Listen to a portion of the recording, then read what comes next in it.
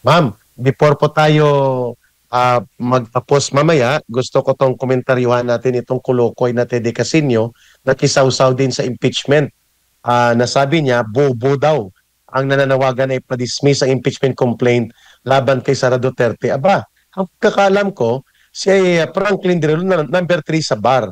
At yan ay akralo.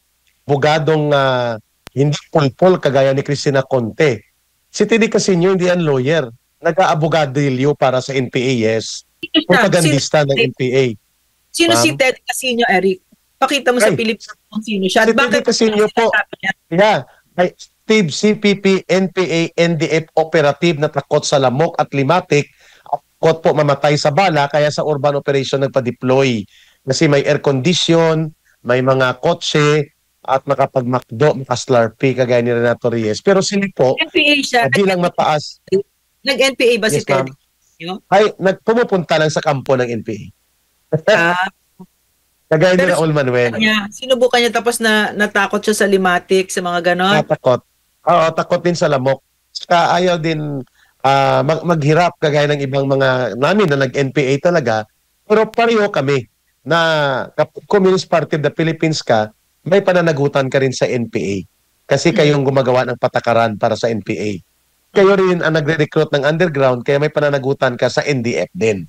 Kaya yan si Teddy Casino, yan ang nagtanggol sa NPA nang pinatay nila ng walang kaawa-awa ang nang walang awang malupit na pagpatay kay Kit Absalon doon sa Masbate. Yan ang unang nagtanggol ng mga NPA. At sabi niya, the NPA is a revolutionary organization. They have discipline. Wow, talaga lang ha. At nang in-identify sa namin, kinasuhan niya kami ng 2 million moral damages for wounded feelings daw. Talaga lang ha, wounded feelings ha. Tapos sabi niya, bobo daw ang mga nagsasabing, i-dismiss ito ang impeachment complaint ni Sara Duterte. Pwede kasi nyo, makinig ka muna sa interview ni Franklin Drilon. Hindi yan Duterte raraboy. Yan ay kaalyado nyo. Pero pakinggan mo ang explanation niya kung bakit dismissible at pwedeng ibasura nga ang gimmick nyo na akala nyo nakaisa kayo kay Sara Duterte at sa mga Duterte, akala nyo mananalo kayo, yun pala mababasura ito. Pakinggan mo si Atty. Makalintal. Yes, ma'am. May tanong ako. Sabi niya kasi, ni hindi ito papasa sa mga interns ko nung nasa Congress pa ako. Bakit hindi papasa? Sino ba yung mga interns niya? Mga CPP Mga din. Communist Party acting na mga tinitraining nila para magpa-recruit sa NPA. Talaga, Eric? Totoo? Walang intern dyan na ordinaryong masa. Ang mga sinusulduhan nila, mga consultant, mga staff nila, puro yan Communist Party, urban operatives. So anong ibig Hindi yan sabihin, ordinaryo. Eric, na anong ibig sabihin, Eric, na ang bayan muna ay wala na? Talagang vinote out na ng Pilipino out of Congress. Ano ibig sabihin para sa CPP, NPA, NDF? Napakalaking dagok yun. Ibig sabihin, yung kanilang pangunahing ginagamit na panloloko sa bureaucracy infiltration, sikat at napakalaki ng prestige nila dyan, nagmamayabang sila na yan ang top-notch share palagi, ay nabuking ng taong bayan. At na ngayon ay sinisipa na 2 beses magkasunod, talunan talaga. Kaya malinaw mga kababayan na ito ay isang deklarasyon ng pagtatakwil ng mga mamamayan. Itong nawala ng anak pawis, durog din. Ang Gabriela, talunan din.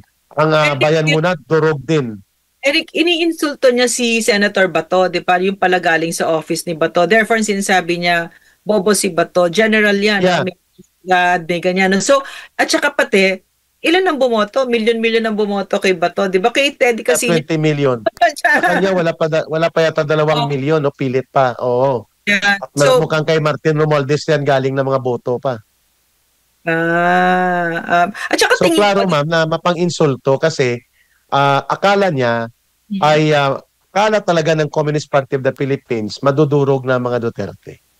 Sapagkat naipatapon si Duterte, nagamit si Marcos at si Romualdez at mukhang tuloy-tuloy na ang saya nila at isusunod na nilang kakatayin ang mga Marcos at Romualdez. Yun ang totoo dyan. Pag nagkaroon sila ng pagkakataon na makabuelo muli, ang unang bibitayin nila si Martin Romualdez at si Marcos. Na sa totoo lang, kahit sila ay nakikipag-alyansa, sukang-suka sila dyan. at Yeah. hindi sila naniniwala. Ginagamit nila yan dahil may pundo, may poder, nakakapagtago sila. Pero yung naniniwala, wala. Hindi yan naniniwala. Kaya, Pero ito mama, may... go. nakikita ko sila, may mga pictures sila na chami-chami sila, kaibigan sila, Burke sila. So, ano yun, kunyari lang nila Teddy Casino yon. Yes. Agree. Oo, kasi ganun din ang ginawa nila kay Gloria Macapagal Arroyo nang pinapatalsik si Erap Estrada, pumupunta sila dyan sa may LTA building sa Makati na pagmamayari nila Gloria Macapagal Arroyo, kasama nila si Mike Arroyo at wala pang 6 na buwan, pababagsakin na nila si Mike Arroyo at si Gloria Macapagal Arroyo na pinunduhan ang kanilang mga rally. Oh, so, ganun din ang gagawin kay Marcos at kay Romualdez. At Oo. lalo na, kapag lumakas muli ang NPA nila, bibitayin nila yan si Martin Romualdez. Ano, Pero Eric, dapat sabay sila. Eric, ano yun? Parang pattern yon ng ano Pattern. pattern yun, therefore, maaasahan na yan na mangyayari. Bibitayin din nila si Tambaloslos at saka si Bangag, ganon. Exactly. Pag lumakas na muli ang NPA nila. At madali nilang gawin yan kasi nagamit nila, walang paninindigan at walang suporta ng mamamayan at hindi malakas ang loob na lumaban sa kanila. Kaya sila dyan sumasakay.